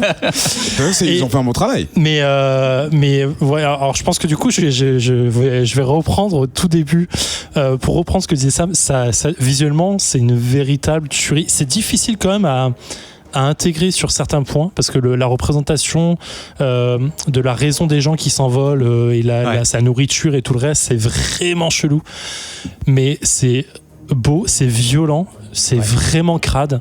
Vraiment, enfin, le monde d'où vient Numblejack est vraiment crade, mais c'est une forme de Silent Hill améliorée, quoi, dans plein de trucs. Mais par contre, visuellement, on s'y retrouve. Enfin, c'est précis, quoi. Ah oui, tout est beau, tout est... Enfin, vraiment, il y a aucun doute là-dessus. Le gars est quand même fortement inspiré du Joker, hein, on va pas se le cacher. Mais il minade pas mal. Hein. Il cabotine, c'est insupportable. Tu trouves ? Ah ouais. Ouais. Ah ouais. Moi, il m'a bien fait marrer. Moi, je le trouve cool. Ouais. J'aime bien ses représentations, ses poses. En fait, il y a des poses complètement fous. Bah justement, dans les 3 premiers issues et tout, Duncan est en train d'expliquer à Reese qui est un peu Nimblejack et il lui dit c'est un gars qui se déplace de manière très bizarre. Mais clairement, ouais. Le gars, il se retrouve au plafond, puis en grand écart entre toi, poser une jambe sur ta tête et sur le meuble, ça rend trop bizarre. Mais ouais, il est vraiment bien. Enfin, j'ai beaucoup apprécié pour le coup la lecture du truc, même si j'ai vraiment l'histoire, je me suis dit, il y a un truc qui te colle pas, c'est trop bizarre. Mais en même temps, comme ça part dans tous les sens, je me suis dit, ok, il y a peut-être plus tu avances, plus ça va être logique, tu vois, et en fait, non, pas du tout. Heureuse surprise. Depuis le début, tu vas reconnecter des choses, je pense. Par contre, là, déjà, en écoutant Alex, en fait, je me suis dit, ok, je comprends mieux certains trucs.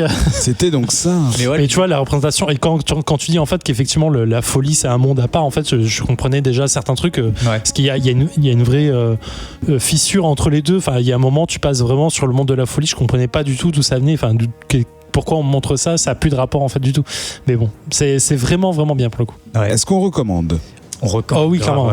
Complètement. Sans jeu de mots, ça a vraiment l'air fou et vous m'avez vraiment intéressé. C'est une étrangeté qui a l'air de me convaincre. Après, franchement, faut pas être une chuchotte. Hein, parce que surtout le deuxième tome a des trucs mais tellement bizarres, c'est dégueulasse. En fait, tout est vraiment dégueulasse dès qu'il y a Nimblejack qui est impliqué parce que le monde de la folie est dégueulasse de base, mais ça va, c'est des monstres. Par contre, dès que Nimblejack est dans les parages, je sais pas, le dégueulasse se transforme en gore bizarre, c'est sale. Non, Next level, tu vois. Tu croyais avoir tout vu, mais en fait. Non, mais il y a vraiment des trucs de façon de tuer les gens qui sont vraiment. On en découvre. Hein. Crade, et les covers, on n'a pas parlé des covers, mais les covers, elles sont magnifiques. La première déjà. Dégueulasse. Ouais, elle est folle. Et sur le dessin, la couleur, tout est fait à l'aquarelle, c'est vraiment beau. On se croirait sur la BD française, quoi. Ah, d'accord. Ouais.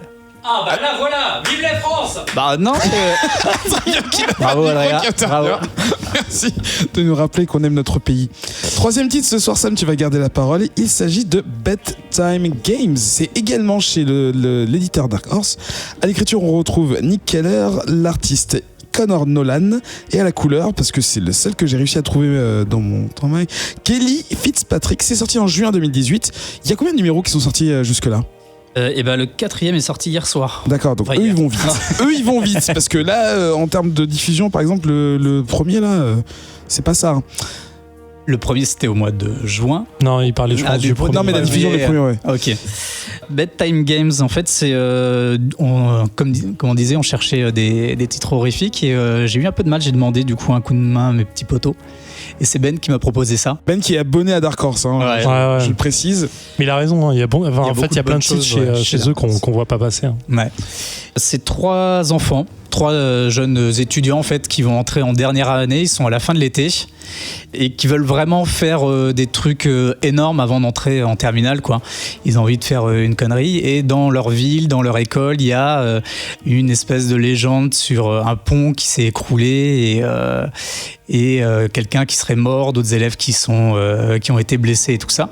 Et sous ce pont, il y a un tunnel qui est fermé par une porte qui semble assez incroyable. On se croirait dans du Lock and Key, tiens, pour le coup.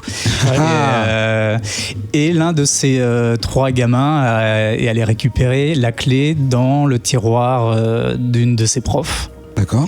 Pour qu'ils puissent y entrer et aller faire les cons là-dedans, un petit peu comme des couillons de lycéens, quoi.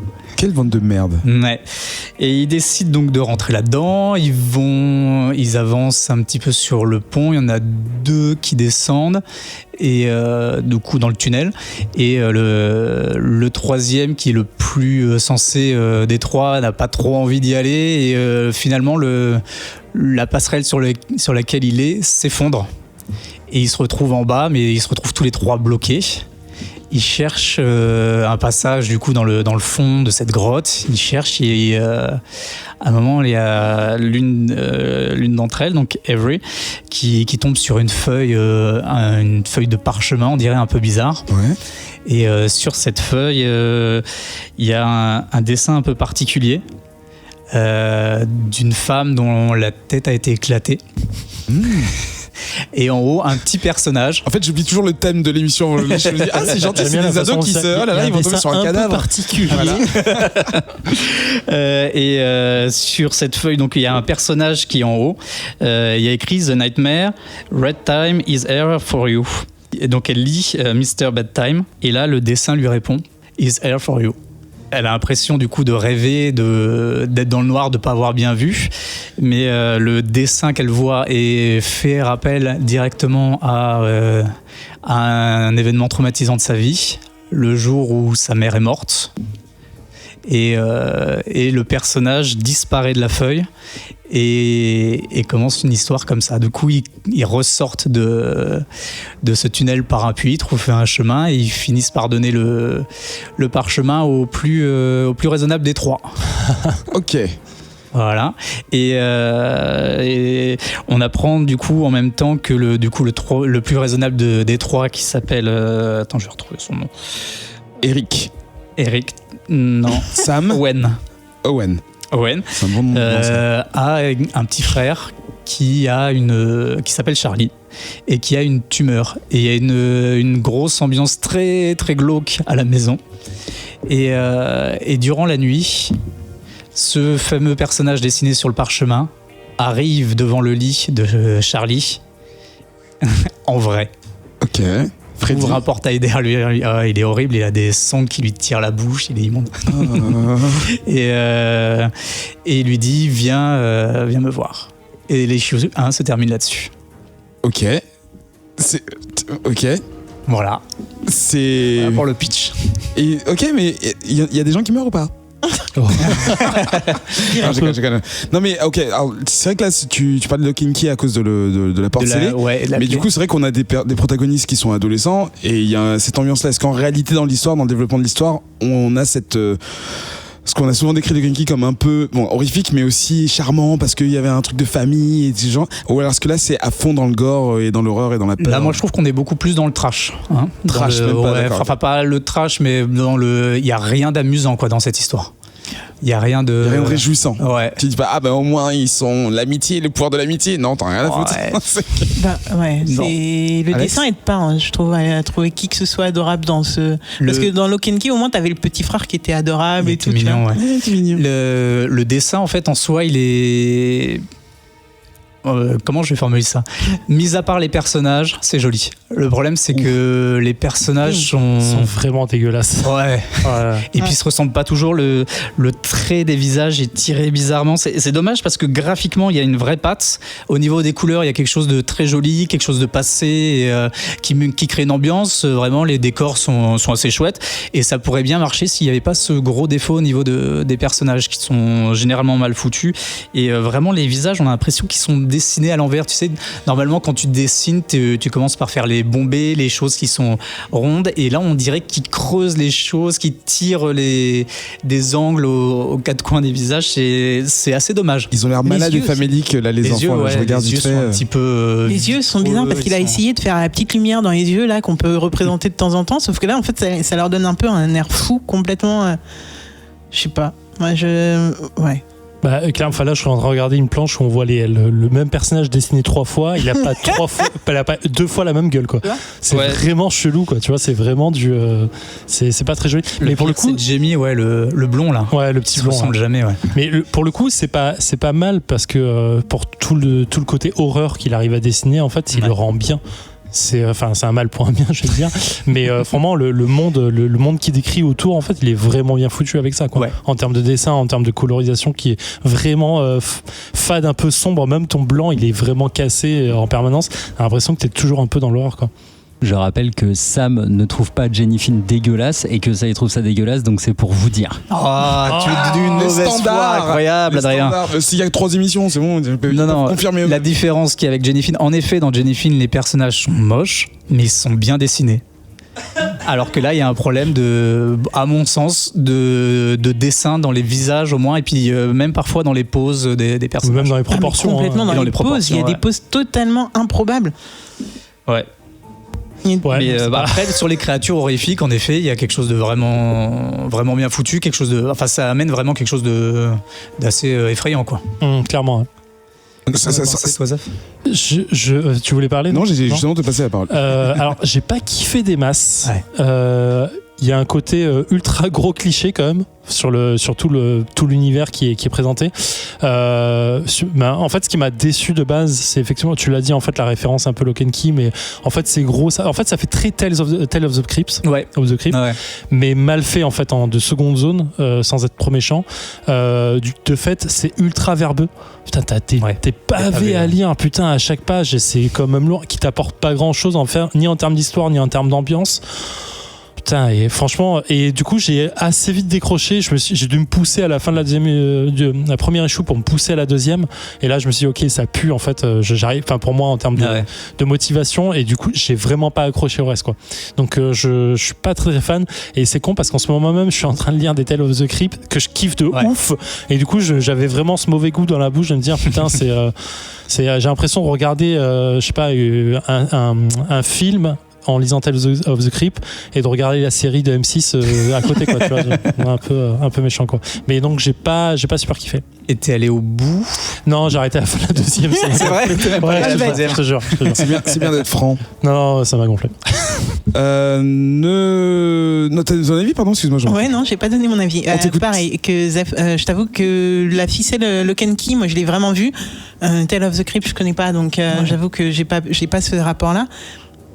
Par contre, en effet, Lock and Key, je me suis dit, le gars a essayé complètement de pomper le machin. Donc, un personnage fantastique, horrifique, bloqué dans un endroit qui est libéré par, en plus, une clé qui t'emmène à un endroit et puis le truc, il sort. Alors, il a besoin vraiment de personne. Il va voir tout le monde. Mais par contre, tout le monde doit lui ramener un peu quelque chose. Enfin, tu vois, c'est en mode, mais tu t'interroges sur les motivations d'un peu tout le monde. Le dessin, il aide vraiment pas. Et tous les personnages, en fait, tu te dis, mais genre, la fille, la petite Renoir, je connais aucun nom, je t'avouerai, j'ai retenu aucun nom. La petite Renoir, elle sert absolument à rien à part à faire 2 blagues. Le petit avec la tumeur, tu te dis, gros sujet, on va peut-être faire quelque chose. Ah oui. Ce qu'ils font avec, tu te dis, bon. Sérieux aussi? Enfin, tu vois, il y avait des choses à faire. Il y avait je pense, des pistes intéressantes et on n'en fait pas grand chose. T'as l'impression que c'est un peu le personnage principal est horrifique pour avoir de l'horreur. Enfin, tu vois, c'est en effet ces sangles là qui retiennent sa mâchoire, je sais pas quoi. Ouais, c'est marrant, ça, quoi. C'est pas marrant en fait. Tu te dis, t'as essayé de mettre de l'horreur, donc tu t'es allé à fond dans le personnage qu'on va voir tout le temps, qui va être récurrent. À la fin de la troisième issue, il a enlevé des personnages et tu te dis, il veut un truc. Ouais. Mais alors, j'étais pas dans l'optique de savoir ce qu'il veut. J'étais en mode, je suis arrivé à la fin du truc, on va arrêter là. Donc t'as arrêté à la 3? Ouais, j'ai arrêté à la 3 et je me suis dit, tu sais quoi, même des fois, il y a des trucs qui me plaisent pas et je vous dis, bon, bah, dans 3 mois, je reviens vous voir, vous me dites ce qu'il en est. Ouais. Mais là, même ça, j'en ai pas envie en fait. En fait, moi, du coup, arrivé à la fin du 3, je me suis dit, la vache, qu'est-ce qu'ils vont faire, quoi? Toi, t'as kiffé, toi?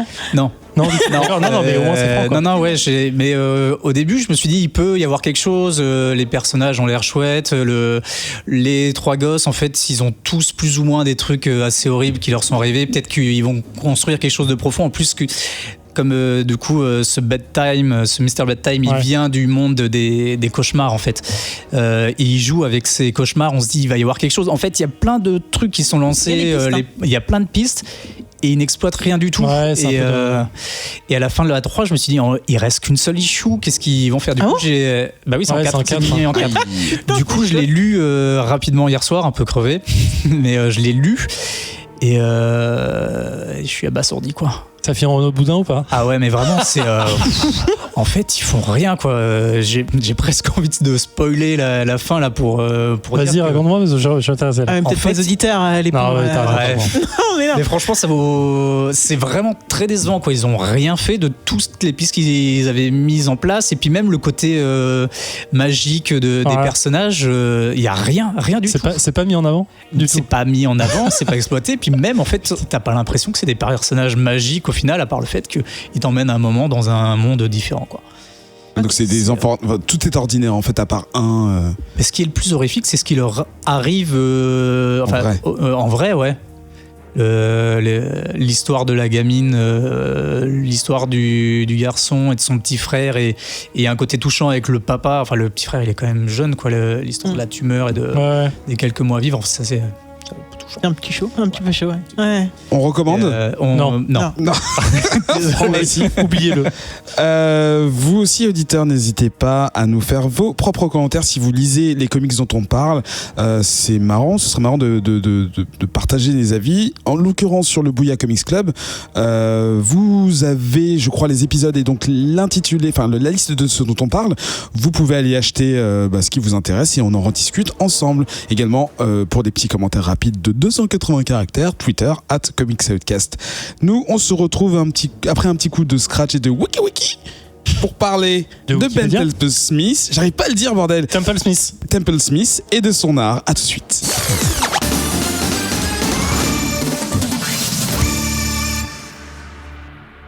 Ils disent des secrets maintenant dans les jingles, pendant les jingles, c'est pas très sympa. Les petits chroniqueurs de ce soir ont préparé un sujet autour de l'artiste Ben Temple. Temple Smith.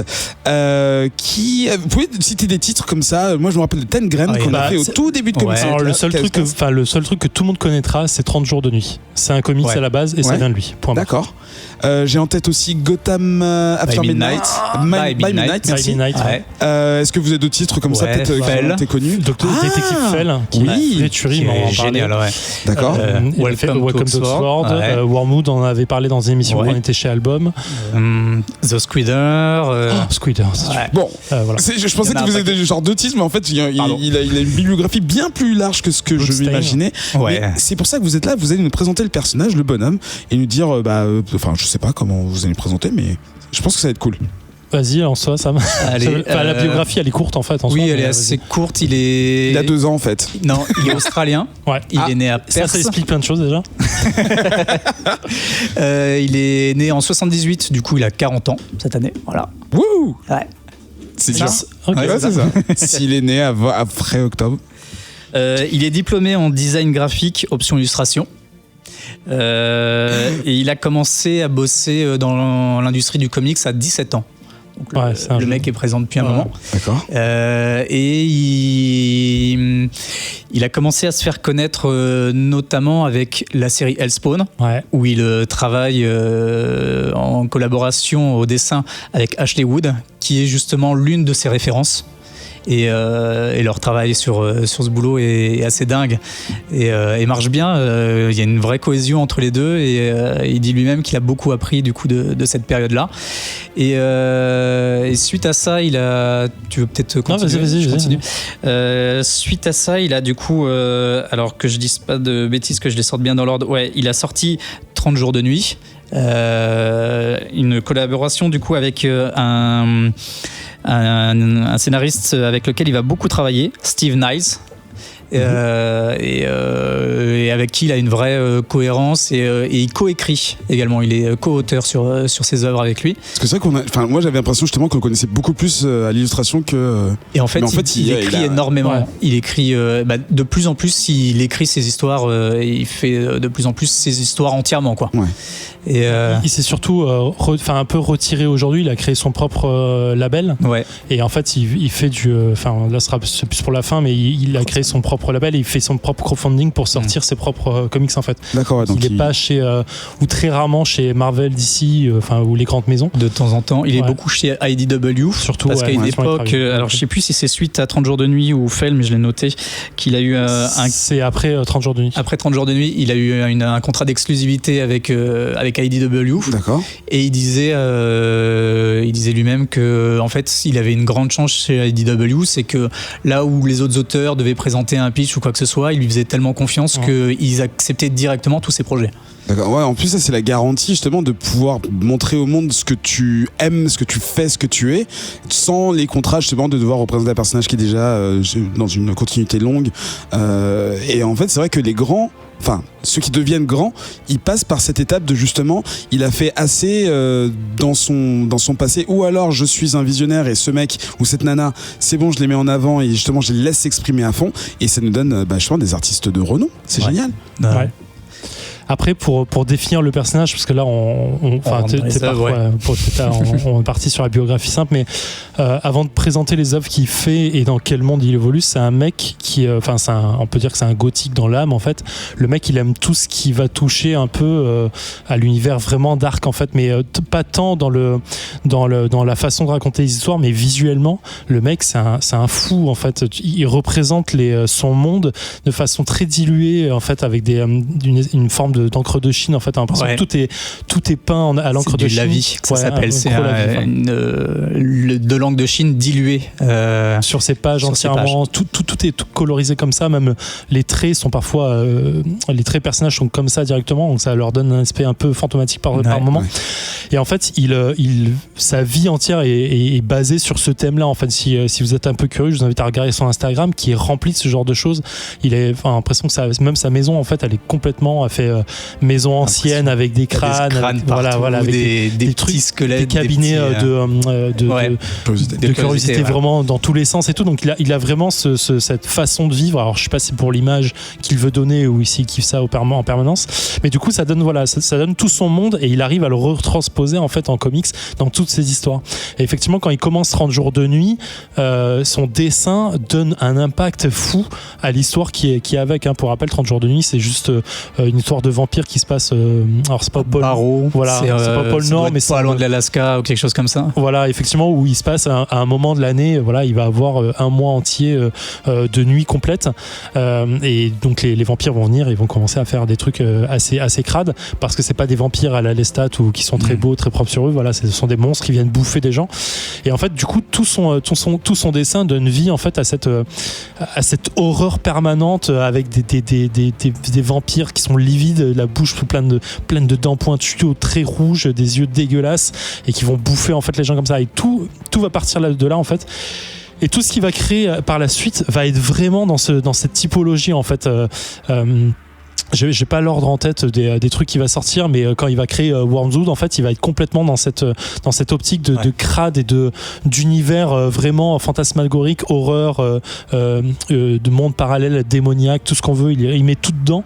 Il fait un gros shaker et il mélange. Et en fait, en soi, l'histoire n'est pas la plus folle du monde. Genre sur Wormswood, à part le fait qu'on parle d'un ver, on en avait parlé dans une ancienne émission, d'un ver qui est nécromancien, magicien, tout ce qu'on veut en même temps, et qui prend un cadavre pour vivre en fait. Grosso modo, il vit dans un cadavre.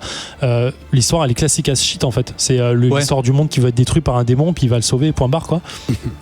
Et en fait, juste son dessin, juste l'ambiance et le punch qu'il va donner en fait dans ses traits va faire de lui en fait un vrai tueur quoi. Et même dans ce qu'il raconte en fait ces histoires, ça a beau être assez simple comme histoire et comme univers, il y met toujours beaucoup de noirceur et beaucoup de cynisme. Il y a beaucoup d'humour noir, beaucoup de choses assez dégueulasses, mais ça punch tout le temps et c'est toujours très agréable à lire, c'est toujours très drôle, t'es mort de rire pour des conneries et les personnages sont lugubres et en même temps ils te font vraiment marrer, ils sont tous très attachants, c'est très agréable. J'aimerais bien revenir sur le dessin du coup, parce pour moi il a eu deux périodes. Il y a eu cette première période où il travaillait beaucoup les textures. En fait, il intégrait beaucoup de textures, même dans ses visages. En fait, tu sens qu'il utilisait des photos noir et blanc qu'il venait remettre, il venait calquer le nez pour venir faire une texture très humaine. Ça donnait un style très particulier. J'ai beaucoup aimé j'ai davantage aimé à partir du moment où il mettait vraiment du coup des lavis qui venaient et dans lesquels il vient réinjecter du coup de la couleur sur Photoshop avec des ambiances très colorées, mais en même temps très sombres et très lourdes. Et alors j'ai une question. Ouais. Est-ce que c'est la différence entre 30 jours de nuit, où là vraiment le dessin des visages est particulier, et Gotham by Midnight? Ouais, tout à fait. Ouais, on est exactement dedans là. Ok, parce que c'est les deux que j'ai lus, et j'ai lu Gotham en premier. Ouais.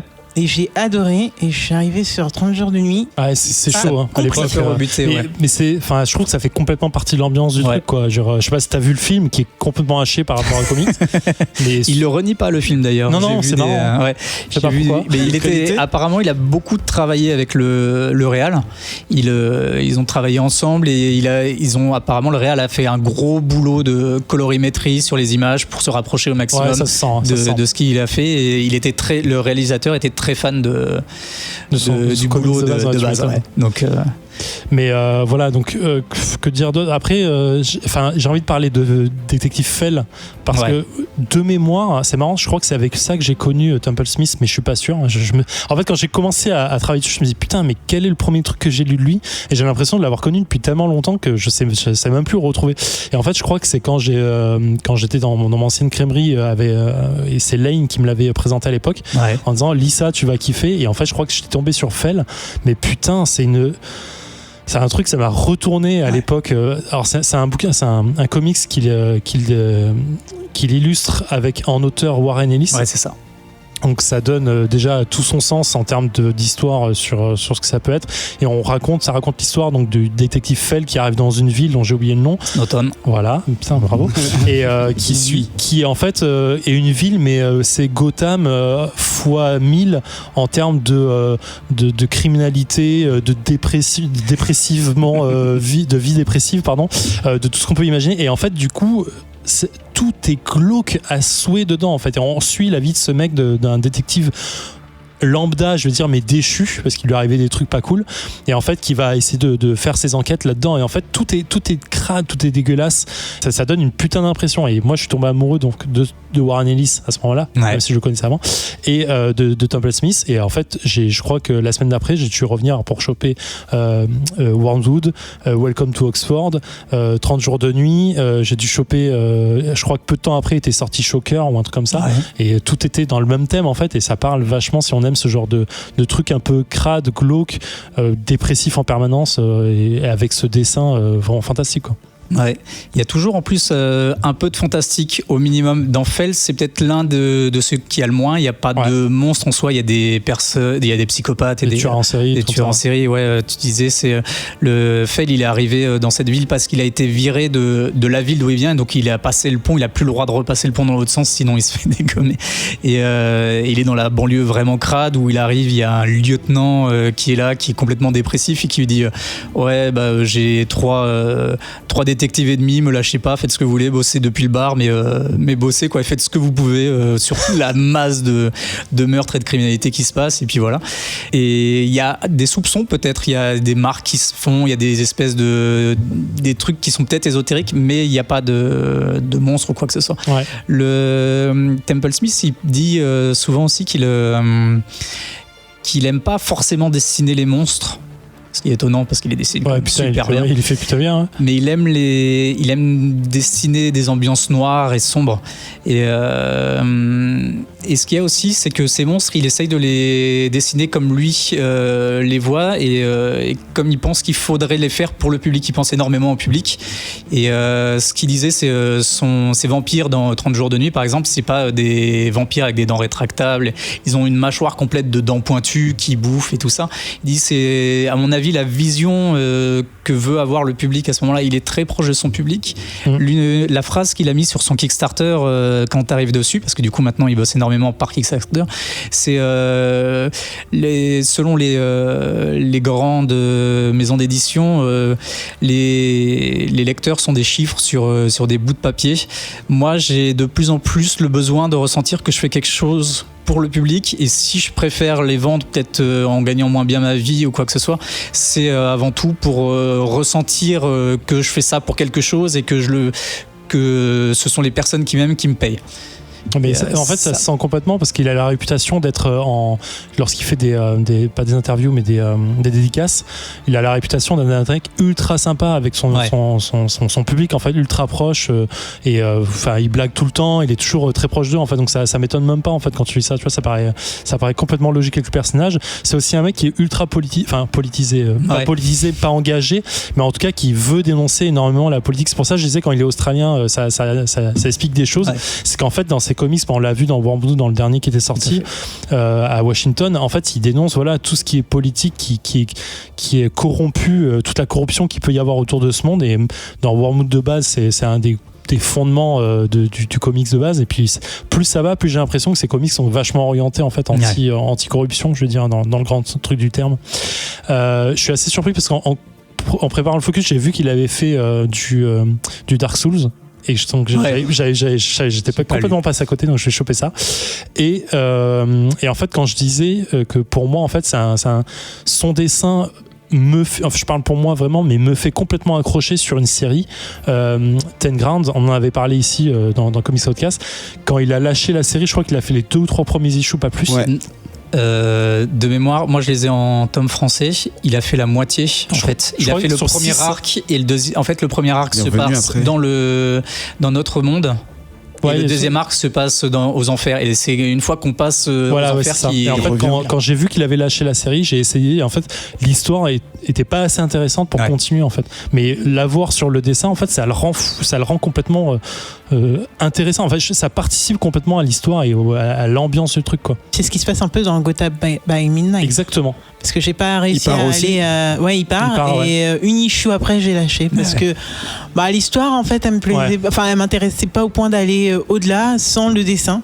Et le dessin, c'est vraiment dommage parce que moi, j'ai continué Gotham by Midnight et pour le coup, l'histoire est quand même. Bon, elle est pas folle, mais elle est quand même assez intéressante pour qu'on puisse continuer, mais avec lui au dessin, surtout sur la fin de Gotham by Midnight qui prend des proportions vraiment hallucinantes. Franchement, il aurait été là, mais putain, ça aurait sublimé la série de ouf. C'est marrant de se rendre. Il me semble que déjà pendant la chronique de Gotham, on a fait les deux en plus, il me semble, qu'on a eu la même réaction de à quel point en fait un artiste porte 98% de l'intérêt d'une histoire quand on a commencé, je veux dire. L'engagement, en fait, il se fait avec cet auteur et cet illustrateur. Et du coup, c'est vrai qu'il y a un contrat qui a l'air d'être brisé au moment où la personne s'en va parce que du coup, l'intérêt disparaît, quoi. C'est marrant parce qu'il dit aussi beaucoup j'aimerais être un vrai artiste dans le voilà. Salaud, le mec t'as fini. Non, mais je crois que c'est plus dans le sens où il aimerait faire des expositions, présenter faire des choses en dehors des comics et faire plus d'illustrations, plus de dessins. Et maintenant que tu dis ça, j'ai l'impression d'avoir un vieux flashback d'une interview avec Thomas Olivry. On parlait déjà de cet artiste il me semblait qu'il y avait des pourparlers à l'époque. Et c'est beaucoup de choses. Franchement, suivez son Instagram parce qu'il est complètement fou et il a vraiment de très belles choses à montrer. Et moi je m'étais même chopé un Dracula de Bram Stoker, donc le bouquin qui était illustré par Temple Smith, et j'étais tellement content de l'avoir trouvé. Il est superbe, quoi. Voilà. Donc voilà d'où vient le Bram Stoker Award. Merci pour tout ça. Je vous mettrai une partie de la bibliographie parce qu'on a parlé de beaucoup de titres. Je crois qu'il a 400 titres à son actif, un truc comme ça. Alors je vais pas vous mettre toute la bibliographie. Mais en tout cas, les choses de son début, de ses parcours à droite et à gauche chez les éditeurs, et de ses choses les plus récentes, et notamment l'Instagram de Ben Temple Smith, que je lis sans écorcher son nom. On se retrouve dans un instant pour parler de choses qui viennent de l'espace et qui s'attachent à des humains. À tout de suite.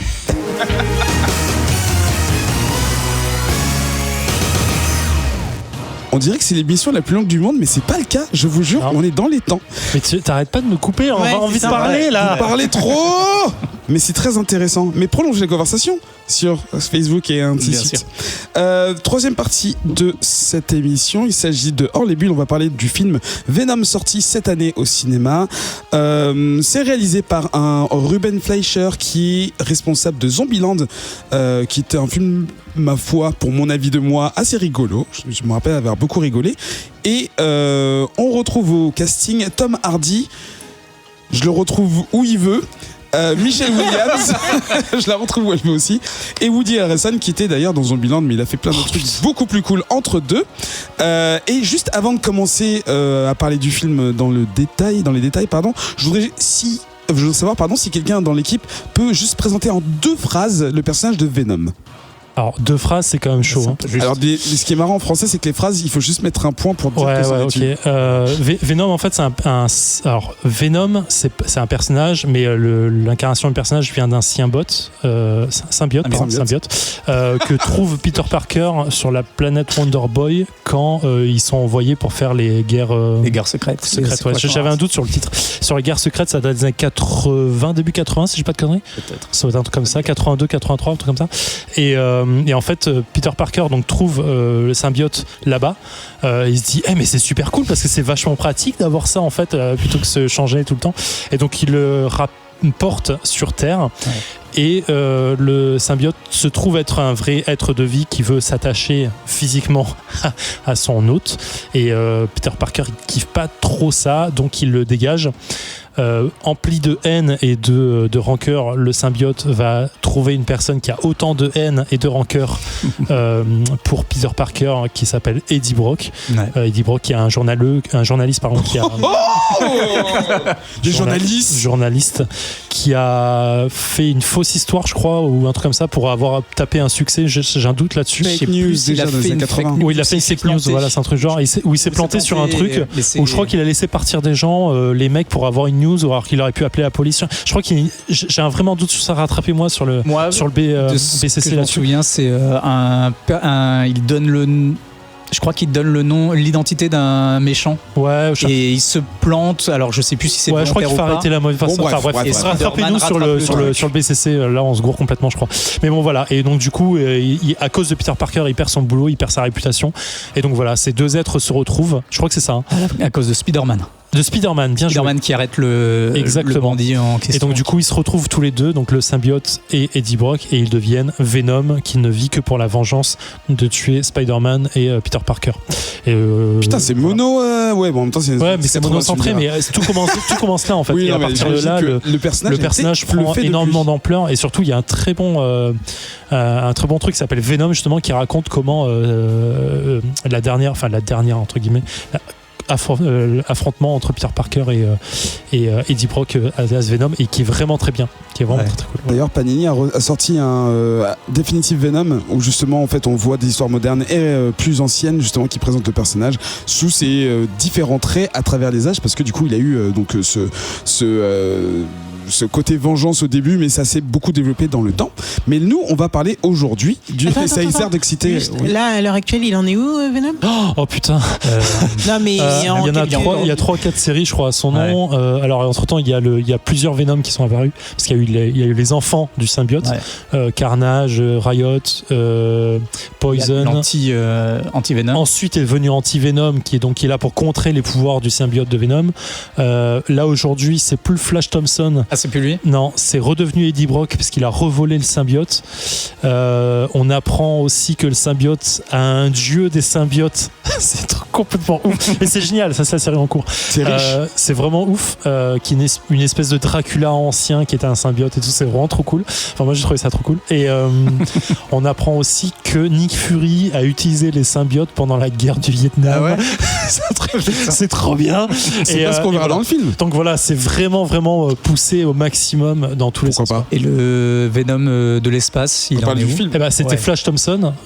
C'était Flash Thompson qui avait le symbiote, qui était allé sur la planète des symbiotes, mais qui n'était pas vraiment la planète des symbiotes, parce qu'en finalement il y avait un dieu avant tout ça. Bref. Et aujourd'hui, ça c'est revenu. Il est revenu en orbite. Une entreprise dont j'ai oublié le nom l'a repris sur Terre. Wayland. Et c'est Eddie Brock qui l'a repris. Et là aujourd'hui le symbiote est mort, mais il le porte toujours. Mais c'est trop cool. Lisez ce série. Donc en parlant du film que j'ai de la chance de ne pas avoir vu, je dis ça parce que je vais pouvoir vous poser des questions honnêtes. Donc ce film a une intrigue. Est-ce que là, je vais dire en une demi-phrase, en une proposition, donc avec un seul verbe au milieu, pour que quelqu'un me résumer le film. Merci. Vas-y, Sam. Ouais. Allez, 3 propositions. Non. Non, il n'a pas d'intrigue.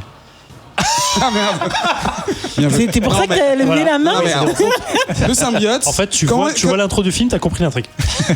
Alors, l'intro du film, tu peux nous parler de l'intro. Personne ne sera spoilé. Alors, du coup, on commence avec une scène d'intro où tu as une grande navette de Life Foundation qui arrive de l'espace, qui arrive et qui se crache, je sais plus, à l'est de la Malaisie. En Moldavie, je crois. Moldavie ? Non, je sais pas, je dis n'importe quoi. C'est pas grave. Genre. Il se crache sur Terre. Bon, bref, il se crache et l'équipe de Life Foundation qui a envoyé cette navette dans l'espace va pour récupérer des choses dans cette navette. Il y a 3 containers. Il devrait y en avoir 4. Et il a chu avant. Il y en a un qui a disparu. En fait, vous laissez du mystère, en même temps, vous répondez. Non, mais... Non, mais on va pas raconter le reste du film, il est encore en Je salle. pense qu'on peut raconter le film. non, il y en a. Oui, bah Non, alors. voilà, en gros, donc il y a un 4e qui donc est sorti et qui en fait, chacun des tubes contient un symbiote. D'accord. L'un d'eux s'est enfui en prenant l'apparence d'une personne, puis d'une autre, puis d'une autre. Pendant ce temps, Teddy Brock à San Francisco veut interviewer, putain c'est dur. Non, mais je rigole parce que En gros, comment ils se rencontrent? Comment ils se rencontrent? Oui. C'est pas tout de suite en fait, il y a une longue. Ah ouais, d'accord. il y a On une va longue pas dire phase comment ils d'adaptation. se rencontrent en fait. passe on la va pas moitié te du film, dire, attends. mais non. Sérieusement? Bah oui. Ok. Il y a, C'est une vraie origin story. En fait, Eddie Brock veut interviewer le grand magnat de Life Foundation qui est Carlton Drake et qui est une sorte de Elon Musk Véreux. véreux, ouais, encore plus. Ouais, même quoi. Et qui réussit à avoir une interview, ou du moins on lui demande de faire une interview en lui disant sois cool, fais-la bien, tu nous sauves la chaîne en faisant ça. C'est lui qui demande, il pourrait nous racheter en un claquement de doigts et donc vas-y. Il arrive, il les interviewe, et direct il fout la merde parce qu'il a reçu ça. il a Ouais, fouillé dans l'ordinateur de sa meuf. professionnel de Vous sa allez meuf. trop dans les détails là, c'est un truc de ouf. Laissez les spectateurs voir Et le ça film. sert à rien, et ça sert à rien en fait. Ouais, ça Mais sert à surtout rien. qu'on sait même pas. Enfin bref, ouais. On sait pas ce qu'il a vu. Oh, Oui, là, on sait ils même font pas. des trucs pas bien. Oui, bon, on s'en doutait. Hein, c'est bon. Bon, alors je crois que l'ambiance est à genre ce film n'est pas terrible. Non, en tout cas, bah attends. Vas-y, Eddie reprends. Brook du coup se retrouve à. Donc sur Teddy la- Brock, Eddie Brook. Il s'appelle Teddy ou Eddie? Non, Eddie. Bah oui. Mais tout le monde a dit un truc Eddie, différent, c'est trop Mitchell, drôle. le mec en fait. Mais oui, Non, t'as j'ai dit dit- j'ai Teddy. dit- oh, pardon, Eddie Brock. Eddie. C'est pas grave. Bref, donc il perd tout suite à cette interview et il devient un petit peu loser bizarre. Donc là, on se rapproche de l'histoire des comics. Il perd. Ouais. Ouais. Sans spoiler. Ouais, c'est ça, exactement. Ah ouais, c'est pas long. Il perd sa femme, il perd son boulot, il perd. En J'ai fait, plus il rien à perd perdre. tout. Alors, Suisse, mon Et sauf que. Sauf qu'il va rencontrer un symbiote. On va pas dire comment, mais il va le rencontrer dans les toilettes. et ça va team up.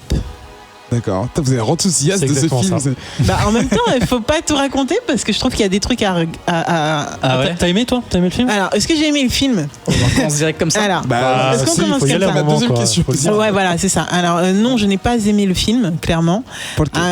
Pourquoi? Alors, déjà, moi, la bande-annonce que j'ai vue pour une fois, d'habitude, je regarde pas les bandes-annonces. Là, je l'ai regardée et elle me vendait pas ça, en fait. J'ai l'impression qu'elle me vendait un univers bien plus sombre.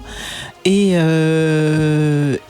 j'ai pas eu ce sombre du tout parce tout est complètement désamorcé par l'humour. Il y a un humour assez omniprésent. En fait, c'est comme si ils avaient pas pu avoir Spider-Man, donc ils ont pas son humour, mais ils te l'ont mis sur un autre perso.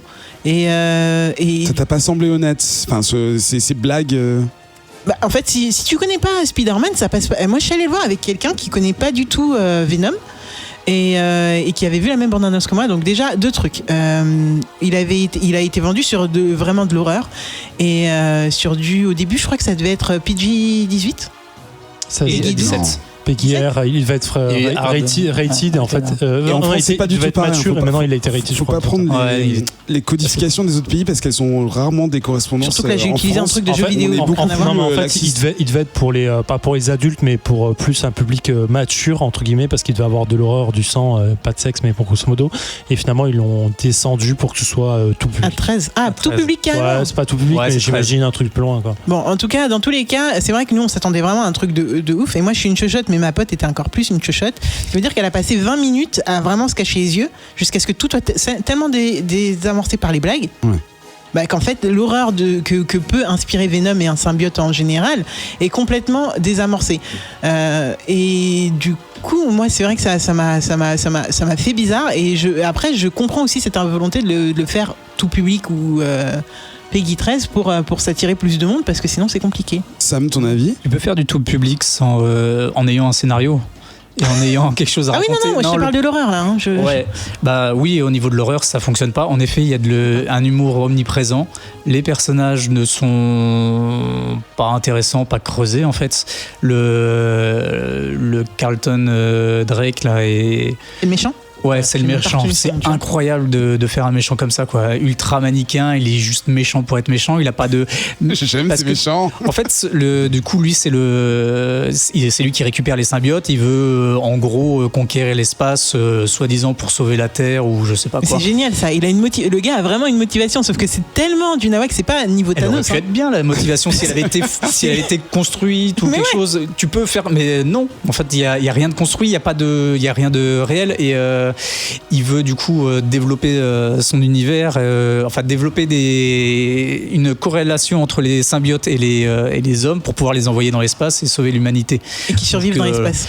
Son protocole scientifique, il est inexistant. Du coup, on envoie. Le mec, il analyse ça. Ouais, Attends, ces process, il y a eu ils le sont pas contrat là. ISO, L'Union européenne, elle dit non là. Tu balances pas des êtres humains comme ça sur des symbiotes dans des petites boîtes en verre pour essayer de faire fusionner un homme avec un symbiote, quoi. Ah non, mais je suis Tu sais d'accord. comment ça se passe, toi? Non, je sais pas, tu fais des tests, tu fais des. Non mais ça fait très genre le mec il a découvert un truc donc il va aller très vite dans les expériences. En 2 jours il a tué 10 personnes pour faire l'expérience qui servent à rien. C'est juste ça, quoi. Moi le truc j'ai pas aimé le film, hein. J'ai pas rigolé une seule fois, mais les gens aimaient autour de moi, ils rigolaient dans la salle, donc je pense que c'est vraiment un film tout public, donc il faut pas lui enlever ça. Il y a beaucoup de polémiques sur le côté comment l'acteur principal, j'ai oublié Tom Hardy. Tom Hardy qui disait moi je voulais des trucs plus violents et tout. Au vu du film et tout l'humour qu'il y a dedans, je vois pas ce qu'il voulait de plus en fait. Je vois pas à quel moment il aurait pu faire un film plus violent que ça, enfin je comprends pas. Moi le truc qui me gêne vraiment et mon plus un avec qui j'étais pour voir le film me disait ça, en fait ce qui est gênant c'est que comme dans The Avengers 3, les seules personnes qui se préoccupent vraiment de la planète et du fait qu'elle soit détruite, ce sont les méchants. Et c'est horrible en fait quand tu sais, en fait les gentils ils veulent arrêter les méchants parce que les méchants ils veulent arrêter de détruire la planète. C'est quand même chelou quoi. Ils veulent pas arrêter de détruire la planète. Ils veulent sauver la planète va être ou détruite. l'humanité d'une certaine façon. Donc on va en sauver une partie. C'est peut-être mal fait, mais la volonté elle est quand même là. Non quoi, mais celle de Thanos tu la comprends. Non mais je vois où tu veux venir. L'idée c'est juste de dire que les seules personnes dans ce film qui se soucient d'une certaine façon de l'humanité et de la planète, c'est le méchant et on va l'arrêter parce que finalement c'est un méchant. Le méchant c'est le scientifique en même temps. T'en as pas d'autres des scientifiques dans le truc. Non mais je dis pas. Les journalistes tu vois. Tout ça pour dire que voilà le film est. Moi je l'ai pas trouvé terrible, vraiment bien du tout. La bottom scene m'a fait hurler de rire parce que je me suis moqué du truc en disant pitié s'il vous plaît. C'est puis pas l'acteur vrai. qu'ils ont pris pour ça, tu te dis mais franchement ils prennent des. Ah oui alors on en parle des acteurs, on a le droit. Oui bien sûr. Parce qu'ils prennent des bons acteurs. Moi je suis désolée mais Michelle là dont je me rappelle pas son nom de famille. Michelle Williams. Non mais attends. La nana la nana. Elle a fait tellement de films bien et là c'est une potiche. La meuf tu la vois 3 fois. Une fois elle sert le café, la deuxième fois elle sert du chinois et la 4e fois. Et la 3e fois, on l'appelle parce qu'elle a le bon mec, ou alors c'est son mec qui appelle, je sais pas qui, parce qu'elle a un mec qui a le bon rôle. Plante verte. Mais c'est une meuf qui. Mais attendez, vous pouvez pas prendre cette meuf pour on faire a ça. tous vu Dawson, on sait très bien de quoi. Non mais arrête. Ah putain, t'es con. Mais tout le monde commence quelqu'un. C'était vraiment bien Dawson. D'accord, très bien. Bon, et tu prends Tom Hardy aussi. Bon, alors, chacun son opinion sur Bane de Batman. Je ne reviendrai pas sur ce débat. Putain, vous me foutez la paix. C'est la meilleure émission de Bane dans Comics C4. Je pense que c'est Ben. C'est Ben, voilà. Mais dans tous les cas, moi, Tom Hardy, j'aime beaucoup le gars. Je pense qu'il a un potentiel de ouf. Et en fait, là encore, il le prouve. Il est déjà installé son potentiel. Il a un potentiel à exploiter, je veux dire. Ouais. Tu vois, il a un truc de ouf à exploiter. Et là, tu le fous dans un rôle où, en plus, le pire, c'est que ça marche. En fait, ça marche. Sauf que c'est pas ce que tu veux voir. Moi, je trouve que ça marche. Attends, quand il se bat avec son symbiote. Mais bien sûr, ça marche. Mais attends, Zef se moque. Mais non, on sait pas pourquoi. Tom Hardy, pour moi, ça marche. Sauf que c'est pas le Eddie Brock que j'ai envie de voir. Et ce personnage, en fait, t'as l'impression que le gars, il est perdu. On lui a dit, mais oui. On lui a dit vas-y montre tout ce que t'as à faire mais on l'a pas dirigé, enfin je sais pas, il y a eu un c'est exactement ce que j'ai. En fait il manque de direction. Tu sais ce qu'ils ont fait comme système? Non. Ils lui ont mis du coup un écouteur pendant qu'il jouait pour qu'il se parle à lui-même. What? C'est trop bizarre. Ils lui ont mis un écouteur pour donner l'impression de schizophrénie ou quelque chose comme ça. Okay. Ça marche pas du tout. Non mais Tom Hardy, ok dans Bane je le trouve à chier, mais c'était gratuit. Je trouve que c'est un très bon acteur. Je trouve vraiment que là il est mal dirigé, ça se sent. Oui, il est mal dirigé. Il est bon, mais il est mal dirigé. Et le personnage est pas construit de toute façon. Bon, donc, même avec ça, c'est lui qui gère le truc. Attends, mais non, juste un truc. C'est même pas ce que je veux dire. Et dans tous les cas, là, du coup, on a pris Tom, on a pris Michel pour ça. Le méchant dont j'ai encore oublié le nom, alors que tu l'as dit il y a 2 secondes. Drake, je l'avais vu une semaine plus tôt dans Brother Sisters. Mais attendez. attendez, c'est pas la même personne que j'ai vue du tout. Le niveau talent, enfin, moi je suis pas une experte cinéma ou quoi, hein, mais alors niveau talent, on n'y est pas, c'est pas la même personne pour moi. La direction est pas pareille. Et quand je vois qu'ils ont pris pour faire Carnage, je me dis, mais tu peux pas prendre des pointures ou des gens, en tout cas, qui ont un minimum de talent pour faire ce genre de rôle. Zef, t'es pas d'accord, vas-y. Non, je reviens sur ça. Je suis complètement d'accord. Je pense qu'il manque une vraie direction sur les acteurs, en fait. C'est compliqué. Les mecs, ils sont pas mis en scène. Ils Une cohérence. Non, mais il y a rien. Il y a rien du tout. Le symbiote, on te fait tout un laïus sur le fait qu'il faut qu'il trouve un autre qui soit compatible Ouais, et tout ça. Et toutes les 2 secondes, en fait, l'autre, celui pour la facilité scénaristique, passe d'un autre à l'autre sans trop de difficulté, sans difficulté. problème. Non, bah oui. Pour les raisons du plot. Non, mais c'est vrai, mais c'est tout le temps comme ça. Il y a tout l'univers est construit sur des facilités de. Que des facilités. Ouais. Venom qui raconte ses points faibles à la bonne personne. La vache, mais c'est horrible. Du coup, j'ai une question très rapide pour vous. Par rapport au MCU, c'est parce que c'est un film Sony, hein, j'ai peut-être pas précisé, c'est un film Sony, donc ce n'est pas un film du. Ah, c'est pour ça qu'on voit les 4 Fantastiques dedans, là. Marvel Cinematic Universe, qui ne sont pas du tout chez. Je plaisantais, c'est bon. Sony n'a qu'un seul asset, et c'est Spider-Man. Et tous les méchants qui en font partie. Du coup, est-ce qu'il y a quelque chose, quand on est fan de Spider-Man hors MCU, mais du personnage Spider-Man, qui nous rattache quand même à cet univers ou pas? Ouais, la toute dernière scène de la fin de générique. Enfin, après le générique. On va peut-être le garder pour le. Putain, je l'ai pas vu. Ah, t'as pas vu? Non, je me Il suis s'est barré. Ah, je pensais que c'était quand on voyait Carnage que Ah c'était... oui, ouais. Ah, merde, je me suis fait avoir. été là. Putain, j'étais tellement Mais content j'en ai de entendu partir. parler. Ah putain, les gars. Vas-y, raconte, je l'ai pas. Non, bah non, si. Vas-y, raconte. C'est comme Bah, vous en voulez, fait, moi je ça préférerais n'a pas. absolument rien à voir avec le film. C'est un extrait du début du prochain. dessin animé. Tu sais, le dessin animé Sur Spider-Verse. avec animation très bizarre. C'était Très jolie, très belle. Ah oui, le truc Ouais. avec Miles Morales, c'est Exactement. Gwen Eh Cool. bah, tu vois tout ça cool. et c'est trop cool. Mais ça va ressembler ça. Mais du coup, c'est relié avec ça. Ça n'a aucun rapport. Non, ils l'ont mis comme ça. C'est promotionnel. Ah, c'est trop bizarre. Ok, juste d'accord, on s'en bat les couilles du coup. Non. Par contre, la scène post-crédit avec Carnage, Non, j'ai pleuré. J'avais marre. est-ce qu'on dirait pas Tahiti Bob? Mais de C'est horrible ce qu'ils lui ont fait. Ça a l'air super. Franchement, j'ai envie d'aller voir juste pour rire en fait. chaud. Tu bois un peu, tu fumes un peu et tu y vas. Alors, juste un truc assez amusant. De l'eau. Le film en France a des pires critiques presse que Ala 2. Avec comment il s'appelle l'autre con là, Avec Kev Adams. voilà, et donc mais fait de meilleures entrées que tout le reste malgré tout. Je crois qu'il y a 400 ou 500. Enfin, quand j'ai regardé, il était devant tout sur Mais il y a les entrées, Tom Hardy encore qui hier vend ou le avant-hier. truc. Donc Oui, c'est Tom la- Hardy qui oui, vend le ils truc auraient et ça mis fait n'importe- blockbuster. Je sais pas si c'est un ouais, peu ouais, ça. ouais. Si, c'est Parce un qu'ils peu- l'ont Encore fait une fois, pour, on mais- bâche parce que c'est facile et qu'on Ouais, aime c'est rigoler. facile de bâcher. Mais en soi, franchement, moi, les gens au cinéma, ils ont kiffé. ont apprécié le Mais film, bien sûr. vraiment. Après, il y a rien d'intéressant, mais il se laisse regarder. Ouais, clairement. Voilà, il se laisse regarder. C'est pas Donc voilà, c'est pas le un pire non blockbuster au initié, monde, quoi, un non c'est, fan du personnage ou juste quelqu'un qui veut passer. Exactement. un Ah bon bah alors moment au là, cinéma. cette personne-là va kiffer. Moi, ma pote, elle était à vraiment fond. mettre ton cerveau à côté, quoi. Je Faut pense- pas réfléchir aux liaisons entre les trucs. Ah, clairement pas, non. Je pense que tous ceux qui.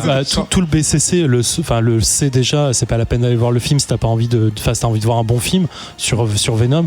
Voilà, le public pour ce film-là, ce sont tous ceux qui connaissent pas le comics et puis Je suis pas sûr du tout.